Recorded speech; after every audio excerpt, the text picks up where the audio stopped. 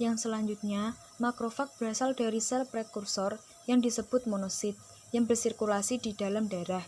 Monosit melintasi dinding epitel venula kecil untuk masuk ikat jaringan, tempat mereka membedakan, mematangkan, dan memperoleh fitur morfologi makrofag. Monosit terbentuk di kantung kuning telur selama awal perkembangan embrio bersirkulasi dan menjadi penduduk dalam mengembangkan organ di seluruh tubuh. Terdiri dari sekelompok sel terkait yang disebut mononuklir sistem fagosit. Selama inflamasi dan perbaikan jaringan yang mengikuti kerusakan organ, makrofag menjadi aktif dan memainkan peran yang sangat penting. Nah, dalam kondisi seperti itu, sel-sel ini terutama bertambah banyak di stroma jaringan ikat, baik melalui proliferasi maupun oleh merekrut monosit tambahan yang terbentuk di sumsum tulang.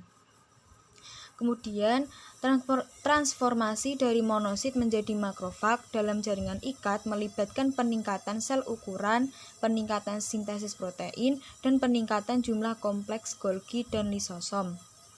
Selain puing-puing penghapusan, makrofag mengeluarkan faktor pertumbuhan yang penting untuk perbaikan jaringan dan juga berfungsi dalam pengambilan, pengolahan, dan presentasi antigen untuk aktivasi limfosit, peran yang dibahas kemudian di sistem kekebalan. Yang selanjutnya, sel mast. Sel mast adalah sel ikat berbentuk oval atau tidak beraturan jaringan dengan diameter antara 7 dan 20 mikrometer, diisi dengan basofilik butiran sekretorik yang sering mengaburkan inti pusat. Karena kandungan tinggi radikal asam dalam GAG tersulfasi mereka, tiang butiran sel menampilkan metachromasia, yang artinya mereka dapat mengubah warna beberapa pewarna dasar atau misalnya biru toluidin dari biru menjadi ungu atau merah. Pada gambar tersebut, yang bagian A, sel tiang atau sel mast adalah komponen jaringan konektor yang longgar yang sering terletak di dekat pembuluh darah kecil yang ditandai dengan kode BV. Kemudian pada gambar B,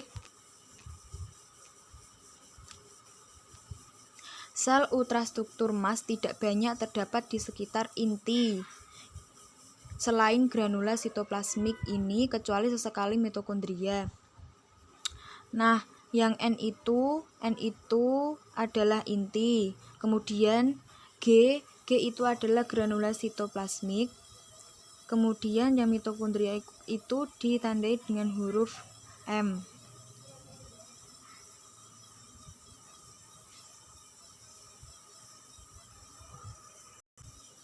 Kemudian pada gambar sebelumnya, yang gambar A, itu batu-batu itu pada umumnya berbentuk lonjong dengan sitoplasma yang dipenuhi dengan granula basofil yang sangat kuat.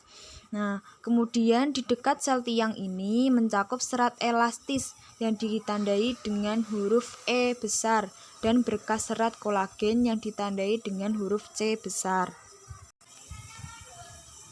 Kemudian fungsi sel mast dalam pelepasan lokal banyak bioaktif zat penting dalam respon inflamasi lokal, bawaan kekebalan, dan perbaikan jaringan. Daftar sebagian molekul yang dilepaskan dari butiran sekretori sel ini meliputi yang pertama heparin, GAG tersulfasi yang bekerja secara lokal sebagai antikoagulan. Yang kemudian histamin yang meningkatkan permeabilitas vaskular dan kontraksi otot polos.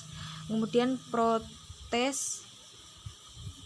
proteaserin yang mengaktifkan berbagai mediator peradangan.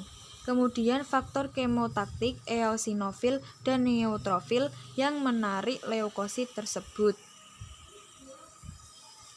Selanjutnya plasma sel atau sel plasma. Plasma sel itu berukuran besar dan berbentuk bulat telur. Sitoplasma basofilik yang kaya akan REK dan aparatus Golgi yang besar di dekat nukleus. Turunan dari limfosit mensekresi antibodi Rentang hidup sekitar 10 sampai 20 hari.